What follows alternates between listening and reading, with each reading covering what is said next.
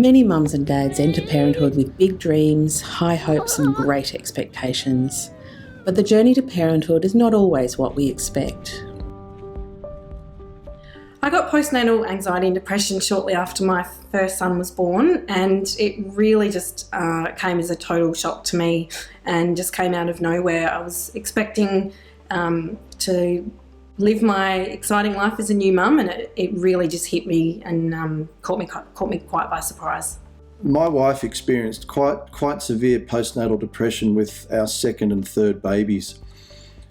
She loved those kids so much, but the illness just made her really unhappy and really stressed. It was so hard to watch. I wanted to help, but I just didn't know what to do.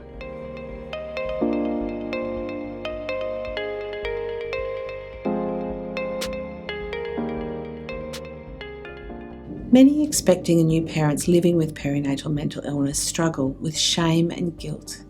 Many are afraid to speak up about difficult emotions or scary thoughts they may be having, worried they'll be judged as failures or bad parents. And things are changing, but there's still a lot of stigma and shame around mental health generally. So many people find it hard to talk about.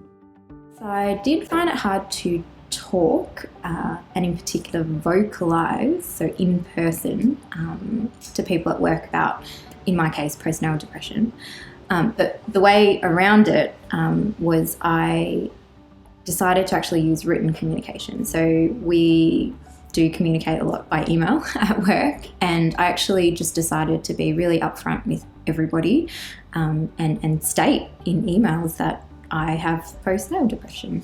When I returned to work after having my first son and having suffered postnatal depression and anxiety, I made the decision to tell people because I thought that it would really help with them to understand what I'd been through. I'd been on quite a journey, and of course they hadn't. So it did help me to really connect with them and for them to connect with me and understand what I'd gone through. But I took the decision seriously, and really took me a while to decide exactly who I would tell, and made sure that I felt comfortable in doing so.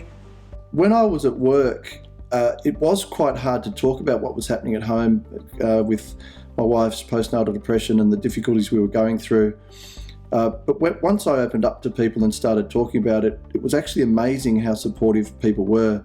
I felt really good about telling people. I felt like opening up was really helpful, and I actually felt really supported in the workplace once I told people what was happening back at home. The key to getting help is being able to recognise that something's not right and being brave enough to reach out for help. That might mean talking with your partner or another family member, your child and family health nurse or your doctor, or you can call the Panda helpline.